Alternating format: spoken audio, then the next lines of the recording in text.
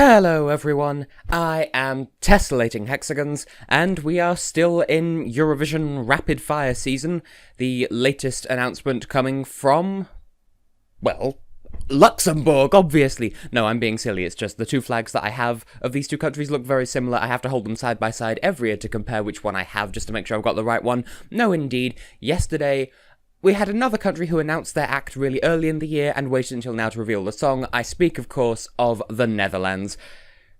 Lovely flag, thinking about it. It does, yeah, it looks like toothpaste, but Luxembourg looks more like toothpaste. I should try to stay on topic, shouldn't I? Okay, so their artist, or artists in this case, are Lisa, Amy, and Shelley Vol, famous for representing their country in the Junior Eurovision in 2007, at least as far as Eurovision fans are concerned. And they're now working under the name, O'G3NE? OG3, outside goop 3 northeasts. O'G3NE. It's pronounced O'G3NE. It's something to do with there's 3 of them because there's a pair of twins and their sister, and there's 3 of them and they have the same genes, so O'G3NE.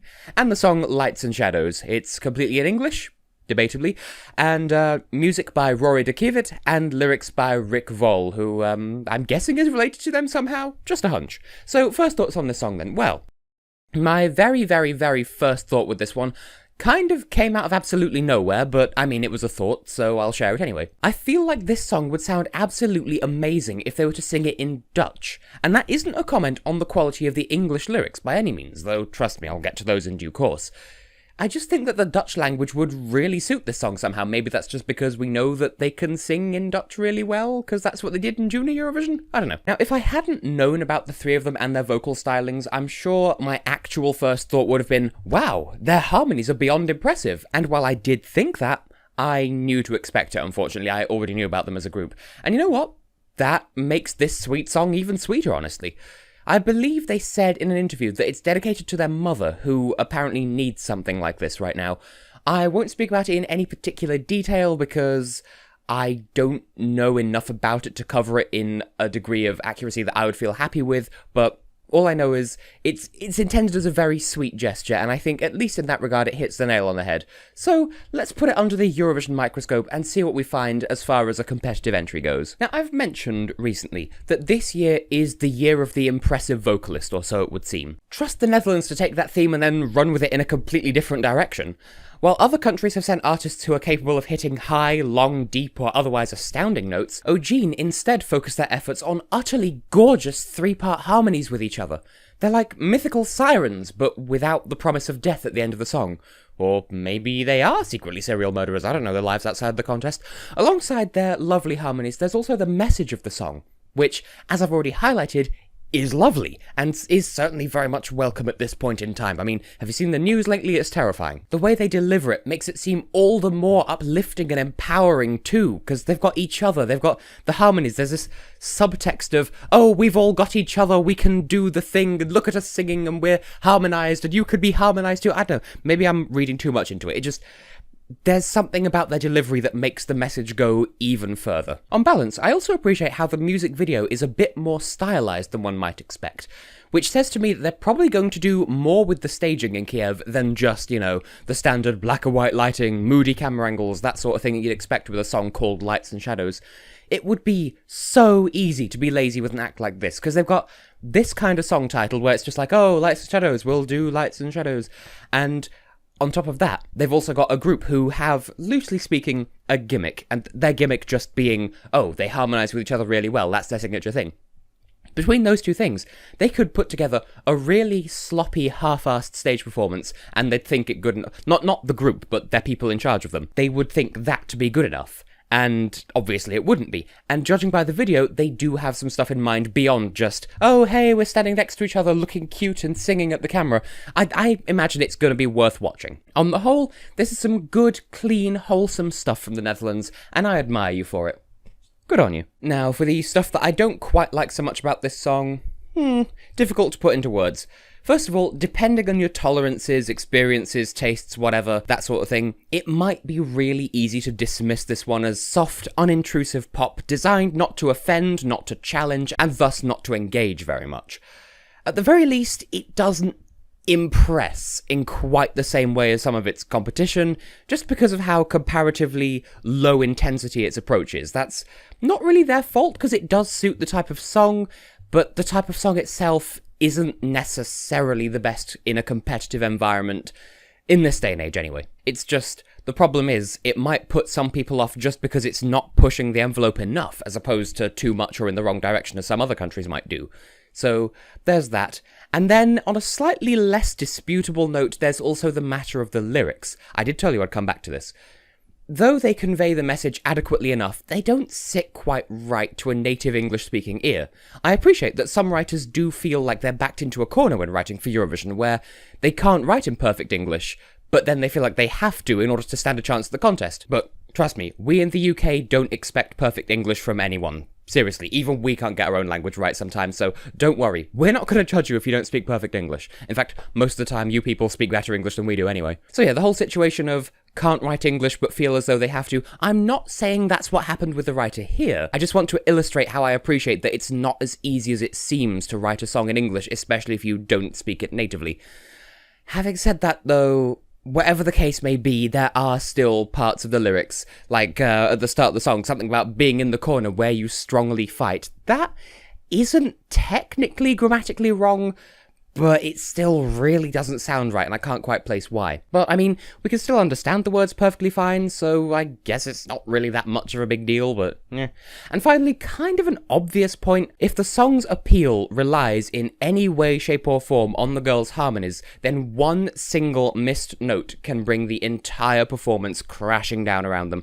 Granted, that is a bit of an extreme example, and given their track record as a group, that happening is immensely unlikely. As I said, harmonizing is kind of their thing, and they're not going to just suddenly magically forget their whole bit just as soon as they step on the stage just because they're at Eurovision as opposed to any other concert. But that does still remain as a sticking point, unfortunately. The song is perhaps a touch more fragile than it's given credit for. So with both sides of that debate in mind, yep, there it is, what do I make of it in terms of putting it into arbitrary numbers? Personally, my personal rating, I would give this a 6. Now, I admit, I was a hair away from giving this a 7, and I'm not entirely sure why I'm being so comparatively harsh here. It's just that, by the end of the song, I feel as though more could have been made with it, or at the very least, it could have left more of an impression than it did.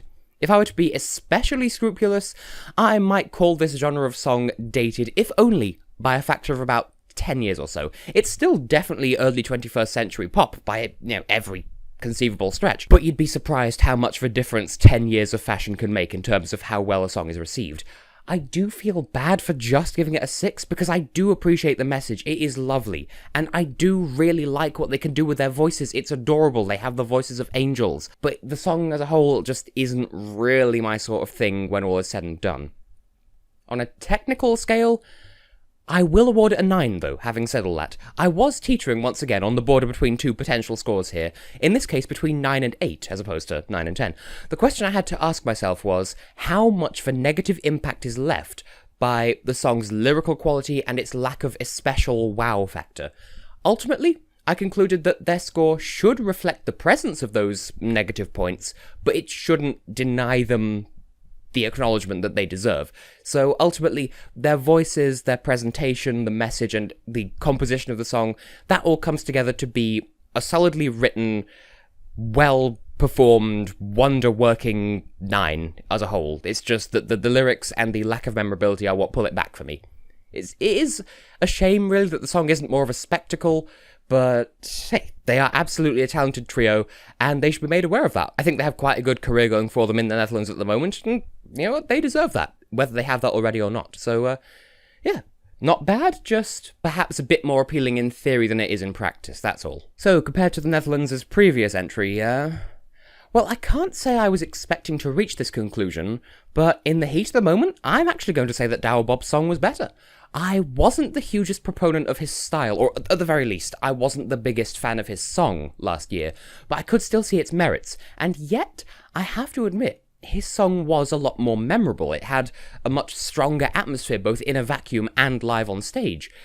Of course, the Netherlands should be proud of him, and of O'G3NE, but I suspect Slowdown's final score will end up being higher than that of this year's song when all's said and done. I will admit, if I could only listen to one of the two songs for the rest of my life and then never be allowed to listen to the other ever again, I think I would personally prefer to listen to Lights and Shadows for the rest of my life. But that's, again, an extreme situation. But as a Eurovision package, I do think that Slow Down does strike me as a bit more effective. I mean, hey, it got into 11th place when people had doubts about it qualifying, so... Speaking of qualifying, will this one? Well, for the first 2 minutes of the song, I'd be inclined towards no, if only by way of it being left behind and stampeded over by the other songs, the more distinct upbeat songs like Belarus, Austria, Denmark, and the more dramatic stuff like Croatia and Hungary, and that's saying nothing of the songs that haven't been revealed yet.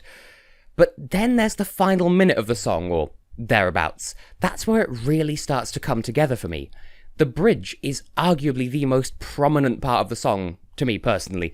And then there's the repeat of the refrain with nothing but the percussion layer where they're just standing there clapping. I can undo it with one hand because I'm holding a microphone, but where they do that. Perhaps I'm only highlighting that because it calls to mind A Million Voices and how well that ended up doing despite my expectations. I don't know if that section alone, though, will be enough to keep the Netherlands' head above the waterline of qualification at the end of it all. I mean, it could. People could really go for this, but I feel as though it doesn't really strike quite hard enough to leave an impression to be many people's top score. It's just a matter of, will people like it enough to vote for it? I think some people will vote for it, but I think people will vote for other songs comparatively more. Let's say for now that, if it qualifies, we'll call it a pleasant surprise. For now, though, I will say good luck to you, Netherlands. It is a very cute song performed by a very talented trio of girls who deserve so much respect, because they are really good singers, and bearing in mind, they're so young that they represented their country in Junior Eurovision just 10 years ago. There's some serious talent at work here, and hopefully they're gonna stick around for quite some time in the real world, as opposed to in the Eurovision bubble. As far as this year's contest goes, though, yeah, good luck. We'll see how you fare when you get to Ukraine.